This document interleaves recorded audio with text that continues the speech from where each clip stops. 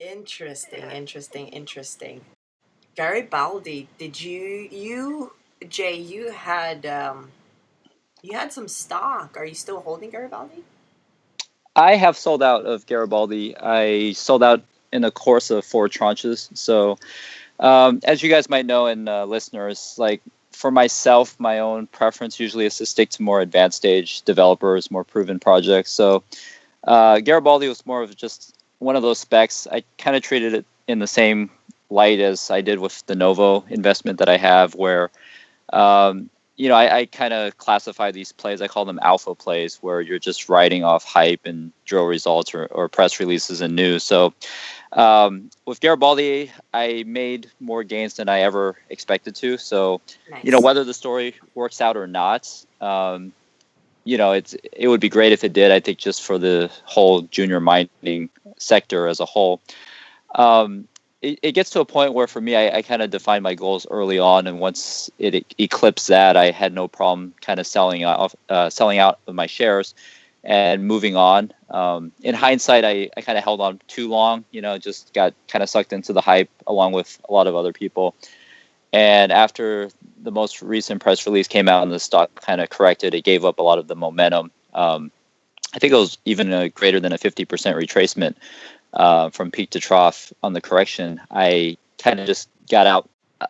So from peak to trough, I think it corrected over 50% the last retracement. So I exited out my last tranche slightly higher than the first tranche that I sold. So for me, it was kind of, I'm back to where I started from when I first started to sell out. So that was fine. I made my money and I decided it was time to move on. Nice. Nick, you were never in Garibaldi, were you? I was not. I have my own opinion on this one as well. I think it says a lot about Jay's strengths that he was able to pick up on Garibaldi, during the promotion and make a ton of money, regardless of what happened with the company. I am not capable of that. So I give a lot of kudos to Jay and to other people on that point. With that said, I have a real beef with some of the people who sound very intelligent on co.ca. I'm actually really annoyed by this. It's one thing for people to come up with negatives, about a company, but it's and to do it without backing it up. But it's a whole another thing for people who own the stock, or at least say they owned a stock, to be so defensive as to not sell a single share after they've made a 10 or 20 bagger. And there was relentless commenting in that way, almost totally like a cult, totally like the Northern Shield type stuff. And I was really annoyed because I know that the silent majority, there's lots of newbies, or not even necessarily newbies, but quiet people out there who are listening to this stuff.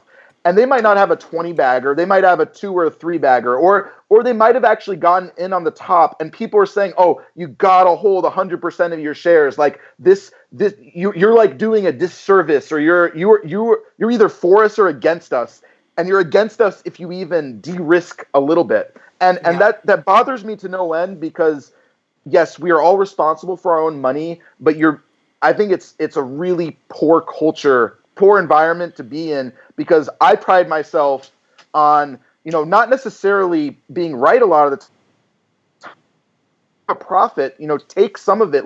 This is, to me, this is what's going to work for me throughout this cycle, and I think it's been proven to work. But people are trying to turn the tables and make it seem like everything is all or nothing, and then you get this mob mentality. So that's the thing that bothers me the most. But Jay and I talked briefly about some of this stuff when it was trading at $4 or $5, and I think one of the more important points I told Jay is that if these are pretty good results, that might not be good enough for the stock to hold up. And I'm not I don't want to be like some extreme Garibaldi bear. There's some annoying people that just troll the thing and make it seem like it's going to zero. I'm not saying that at all, but I think it's going to be very, very difficult for this to go back to $5 or higher. Now, even with that said, the most important point is once those results came up, they were not spectacular results. Anyone who tells you that, they're wrong. They just don't understand this stuff. And I actually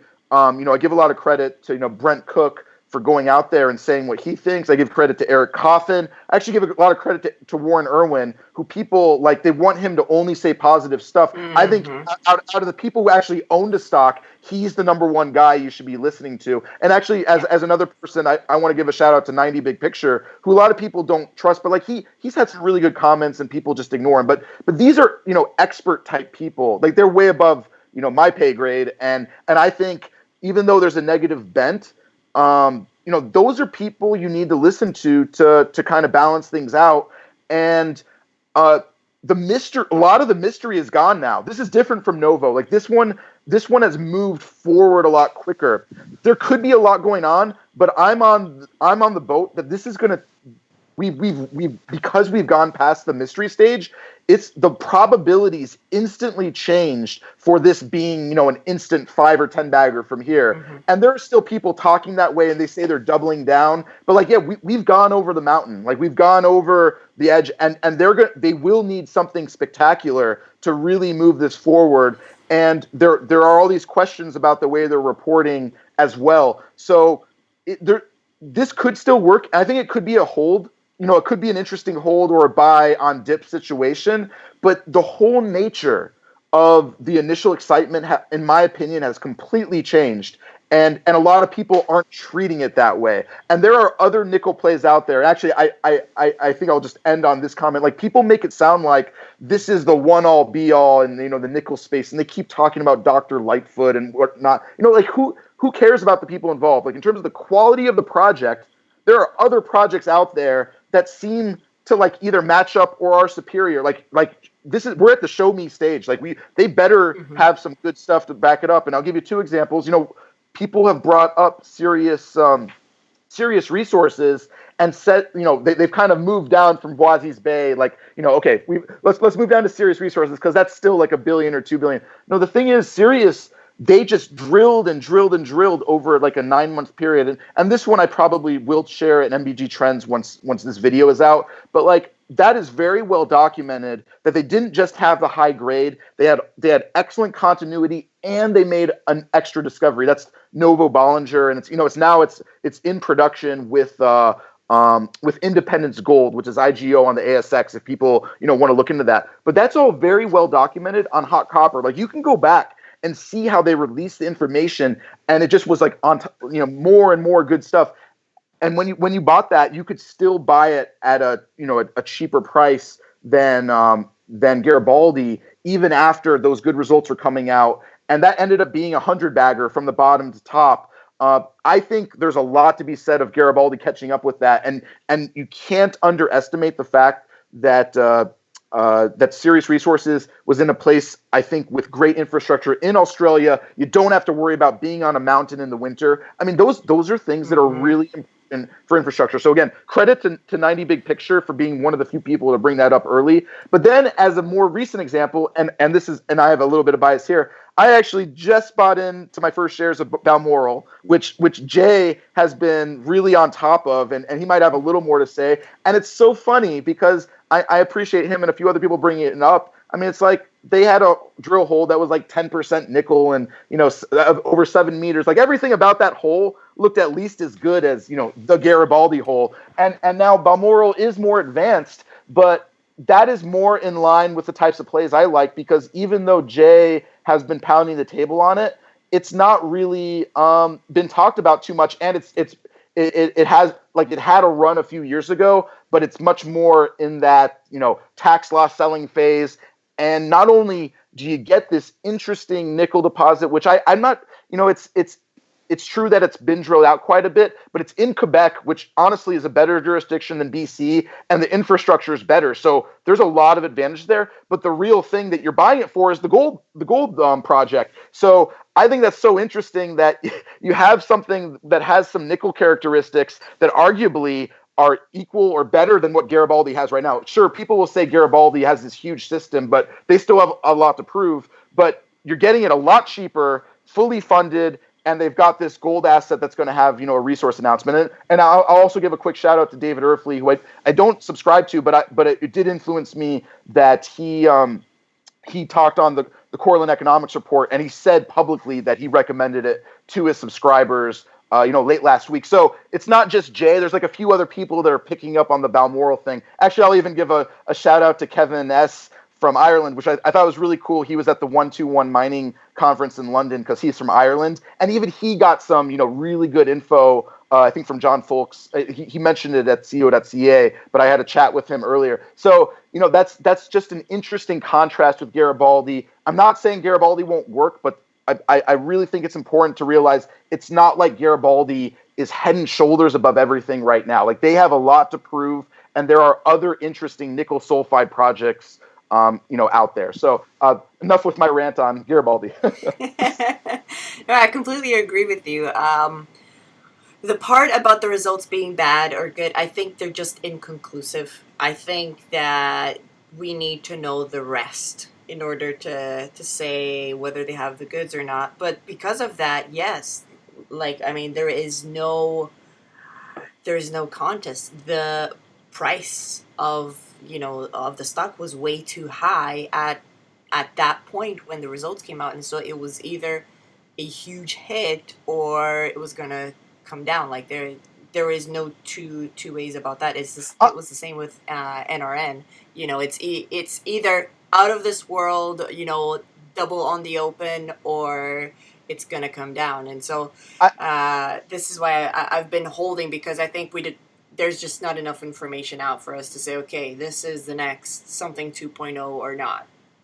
I should clarify on that. Actually, I'm glad you brought NRN up. No, to me, this is clearly better than what happened with Northern Shield. Like, Northern Shield was, the pretty much the equivalent to a duster. Like, there was a little bit of information. It was like, so that was very binary. I actually think with this Garibaldi thing, like you said, inconclusive. I wouldn't say bad. I would say you could say these are good results, maybe even bordering on great. But no, the expectations were spectacular. This is the key thing about speculation. Like, you got to know, what is the market pricing in? The market was pricing in absolutely spectacular. And the smart people, even if they still believe in the story, I guarantee the smart people should have sold something at the top. I mean, Jay sold some like above $4. So, credit to him. Smart. But how many people even did that? And people say, actually, a lot of people are like proud to have not sold above $4. I mean, stupid. Like, how could you be proud to not take some profits?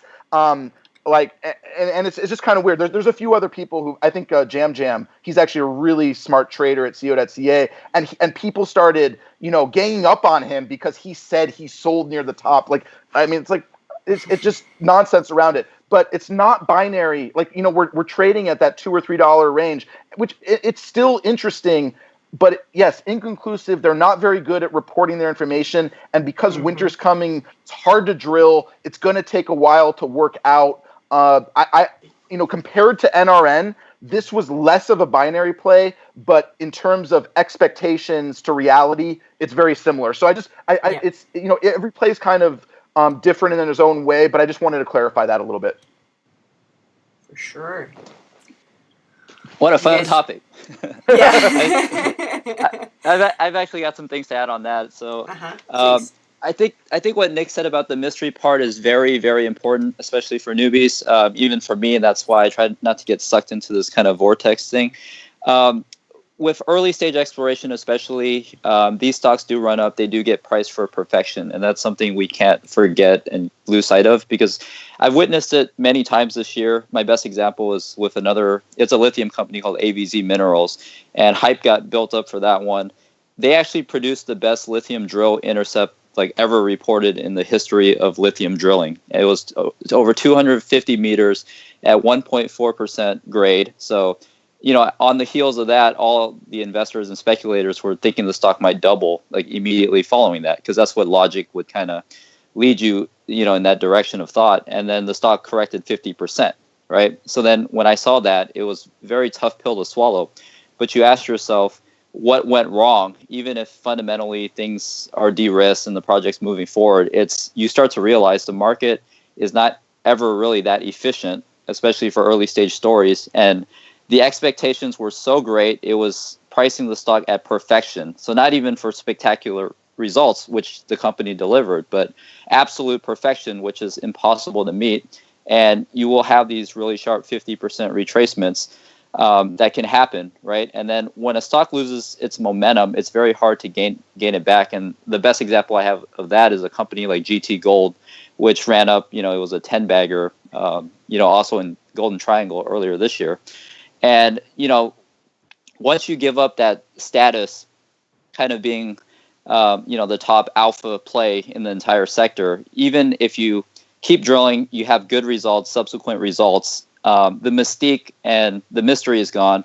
And sometimes these companies never recover that despite advancing a project all the way through, let's say initial resource, feasibility studies and all that. And, if you want to tie it to Balmoral, it's a great example. Balmoral ran up to almost $2 a share when they announced, the nickel Grisette discovery and then the Martiniere gold. It was kind of like they had one hit after another, and then the market, just reevaluated the stock to $2. And, what's it trading at today? Like 44 cents. Like, it gave it all back.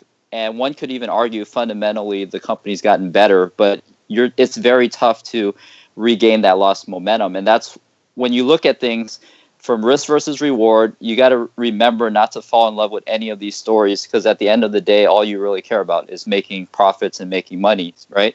So when I looked at Garibaldi from risk versus reward, I had to kind of, rein myself back and say, I don't really see the upside there, because any disappointment can just, it can be another GT Gold where you just take this round trip, you give it all back.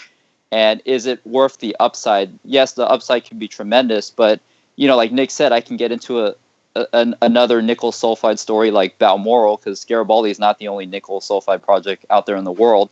And if you look at Balmoral, it's trading at 1/4 the market cap, right? They have an initial resource.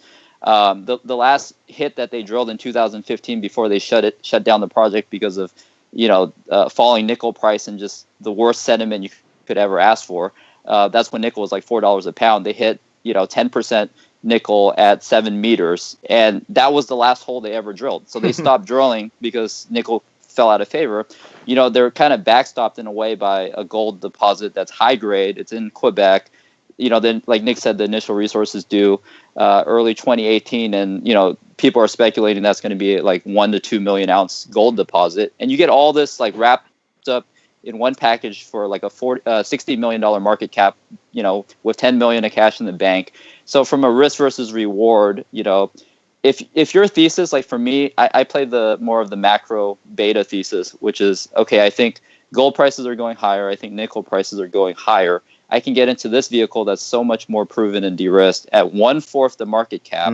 Maybe the upside is not Voisey's Bay 2.0 or Norilsk 2.0, but I think my downside are much better protected going this route. So what I actually did is I sold out of all Garibaldi, and I put all those profits into Balmoral, and I'm perfectly happy with that, because I'm playing the beta approach. I don't care about, being in a stock and then carrying it all the way through to takeout. Like, okay, maybe there's a sense of pride or whatever that goes along with that, but I'm not willing to take the risk and, of taking a round trip, giving back all my gains, or perhaps even more, because you never know how the market will react to these things. I mean, the market's not the most logical mechanism, like things get overbought and then they get greatly oversold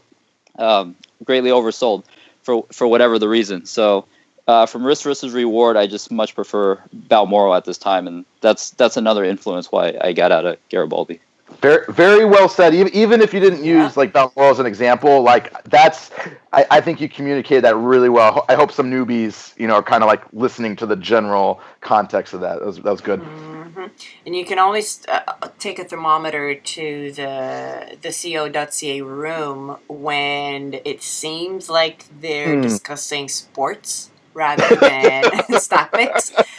That is a clear sign that there are too many backholders in the room, and you should maybe get out. No, it really is interesting because, oh my goodness, yes, the people seem to consider, anything that's less than stellar comments to be an attack. It's almost like you're calling their mother something really offensive, you know? I mean, when that happens, I'm like, are we actually adults in this room? Like, do these people not realize how ridiculous they sound?